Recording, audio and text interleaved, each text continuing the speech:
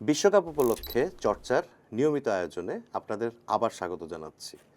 আজ রাতে ফ্রান্স মুখোমুখি হবে ইরাকের নিজেদের দ্বিতীয় ম্যাচে। দুটি দলেরই অবশ্য আজকে দ্বিতীয় ম্যাচ।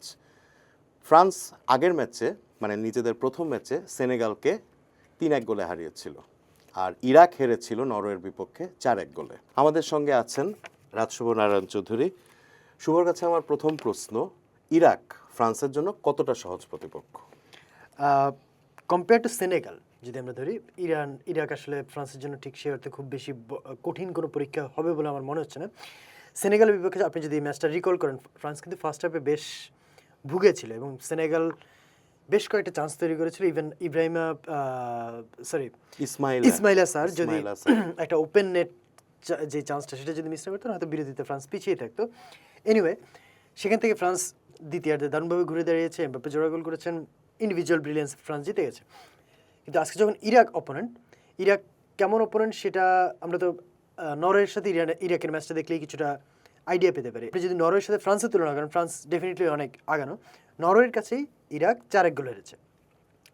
এবং শুধু সেটা না, ইরাক যদিও একেবারে লো ব্লকে খেলে, নিজেদের ডিফেন্স একেবারে কি বলবো আটো রেখে খেলার চেষ্টা করে, বাট ইন্ডিভিজুয়াল কোয়ালিটিতে আসলে ইরাক অনেক পিছিয়ে। যে জায়গাটায় আসলে ফ্রান্সের জন্য এটা খুব আমার কাছে মনে হচ্ছে যে গ্রুপের অন্য ম্যাচগুলো যে সেনেগাল বা নরওয়ে, তার তুলনায় ফ্রান্সের জন্য এই ম্যাচটা একেবারে ইজি ম্যাচ। তো আমরা অ্যাজ ইউজুয়ালি এটা ট্যাকটিক্স বোর্ডে চলে যেতে চাচ্ছি। ফ্রান্সের 11 যদি আমরা দেখি, ফ্রান্সের 11 খুব বেশি যে চেঞ্জ হবে আগের ম্যাচের চেয়ে সেটা আমার মনে হচ্ছে না।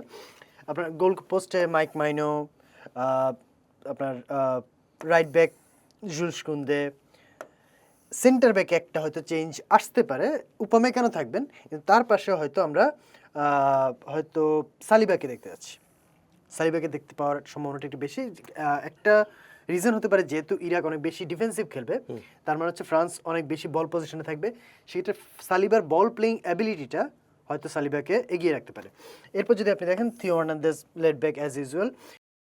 মিডফিল্ডে ফ্রান্স যেহেতু 4-2-3-1 পজিশনে খেলে, দুই মিডফিল্ডার চুয়ামেনির সঙ্গে রাবিও আগের ম্যাচে যারা দুজন ছিলেন। ফরওয়ার্ড লাইনে আপনার 4-2-3-1 যে তিনজন অ্যাটাকিং মিডফিল্ডার যে তিনজন, সেখানে একটা চেঞ্জ আসতে পারে। অ্যাকচুয়ালি দুইটা চেঞ্জ, একটা চেঞ্জ হচ্ছে ইন টার্মস অফ পার্সোনাল, আরেকটা হচ্ছে ইন টার্মস অফ পজিশন। যেটা ধারণা করা হচ্ছে সেটা হচ্ছে, আগের ম্যাচে ছিলেন ওলিসে, দেমবেলে এবং দেজিরে দুয়ে। আজকের ম্যাচে হয়তো দেজিরে দুয়ের জায়গায় বারকোলাকে দেখতে পাওয়ার একটা প্রবাবিলিটি আছে। বারকোলা আগের ম্যাচে নেমেই গোল করেছিলেন, সেকেন্ড হাফে সাবস্টিটিউট নেমে। আজকের ম্যাচে হয়তো আমরা তাকে শুরু থেকেই দেখতে পারি। আরেকটা যেটা চেঞ্জ বললাম সেটা হচ্ছে ইন টার্মস অফ পজিশন। সেটা হচ্ছে, আগের ম্যাচে দেমবেলে খেলেছিলেন ইন দ্য মিডল আর ওলিসে ছিলেন রাইটে। আজকের ম্যাচে হয়তো উল্টোটা হতে পারে, দেমবেলে হয়তো আমরা রাইটে দেখতে পারি বেশিরভাগ সময়, আর মিকেল ওলিসে হয়তো মাঝখানের জায়গাটাতে খেলতে পারেন, আর এমবাপ্পে তো অবশ্যই ফরওয়ার্ড লাইনে। তো এটাই সম্ভবত ফ্রান্সের একাদশ হতে যাচ্ছে।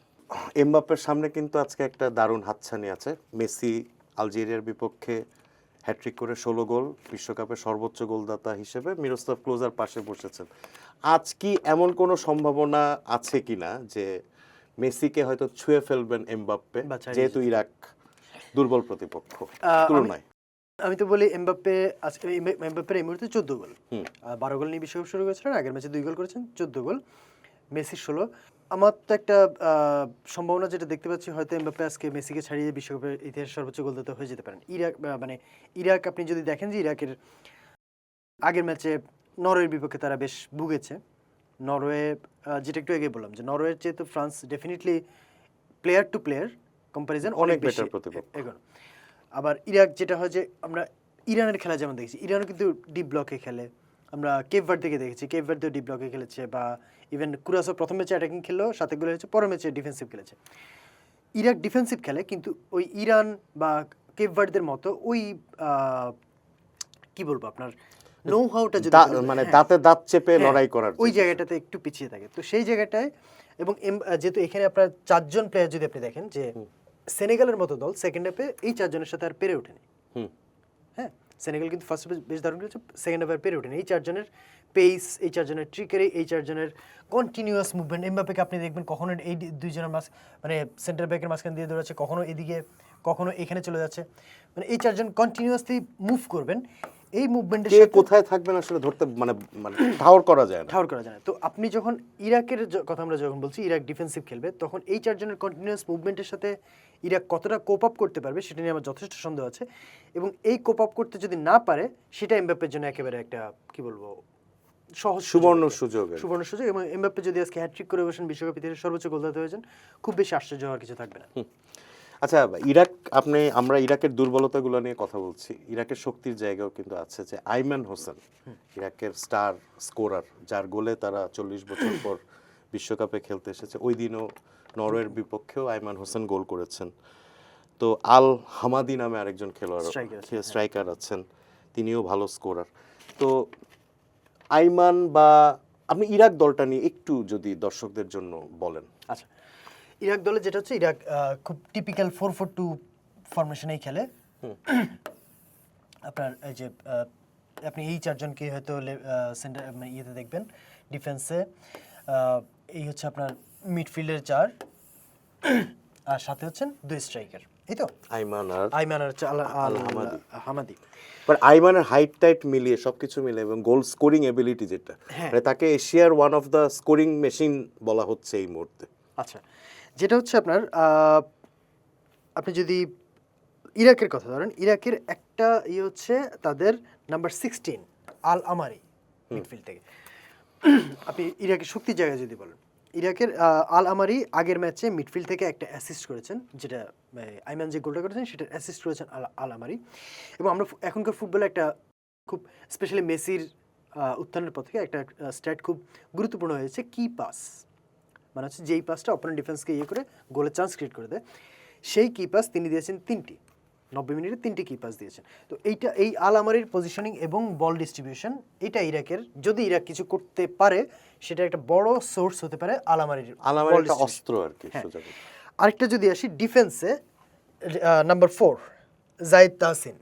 জাহিদ তাহসিনের কথা যদি একটু বলি, তিনি ইরাক যেটা হয় যে খুব স্বাভাবিক ব্যাপারে, মানে যারা একটু ডিফেন্স ডিপ ব্লকে খেলে বা একবারে ডিফেন্স করে ফেলে, তারা যেটা করে ইরাক ওই যে বল পেলে লম্বা পাস বাড়িয়ে দেয় 2 স্ট্রাইকারের দিকে। আর আরেকটা হচ্ছে তাদের এই যে কর্নার, সেট পিস, এই জায়গাগুলো হচ্ছে তাদের, এই দুইটাই তাদের মূলত ওয়েপন থাকে। তো সেই জায়গাটাতে এই যে বল পেলে লম্বা পাস পাঠিয়ে দেওয়া যে স্ট্র্যাটেজি, সেই জায়গাটাতে যে নাম্বার 4 মানে হচ্ছেন আপনার জাহিদ তাহসিন, তার রোলটা গুরুত্বপূর্ণ হতে যাচ্ছে। তিনি নরওয়ের বিপক্ষে 8টা অ্যাকিউরেট লং বল দিয়েছেন। মানে ডিফেন্স থেকে বল পাওয়ার পর তিনি যে লং পাসটা দিয়েছেন, তার 8টাই তার ডেস্টিনেশন খুঁজে নিয়েছে, মানে তার টিমের কোনো একজন টিমমেটকে খুঁজে নিয়েছে। তো এই তার রোলটাও একটা ইরাকের জন্য যদি কিছু করতে যায়, তার একটা গুরুত্বপূর্ণ রোল হতে যাচ্ছে। এরপর আসি আইমানের কথা, আপনি অলরেডি বললেন। আইমান কেন গুরুত্বপূর্ণ, সেটা হচ্ছে আপনার নাম্বার 18 আইমান। ইরাক যে আমরা যেটা বললাম যে ইরাক হয়তো ক্রসে খেলবে, সেট পিসে, কর্নারে, ফ্রি কিকে। তো ইরাক হচ্ছে আগের ম্যাচে 6টা অ্যাকিউরেট ক্রস দিয়েছে, মানে 6টা ক্রস দিয়েছে যেগুলো তাদের ডি বক্সে তাদের প্লেয়ারকে খুঁজে নিয়েছে। তো আজকেও যদি তারা এরকম কিছু করতে যায়, তার একটা বড় সোর্স হতে যাচ্ছেন আইমানকে। আগের ম্যাচে আইমানকেই খুঁজে নিয়েছে ক্রস, এরকম আইমান গোল করেছেন। আজকেও সেরকম যদি তারা ফ্রান্সকে কোনোভাবে ভোগাতে চায়, তার একটা বড় সোর্স অফ অ্যাকশন হবেন আইমান। সো আপনি ডিফেন্সে তাহসিন, মিডফিল্ডে আল আমারি, আর হচ্ছেন ফরওয়ার্ড লাইনে আইমান, এই 3 জনের দিকে হয়তো আপনি নজর রাখতে হবে। ধন্যবাদ শুভ।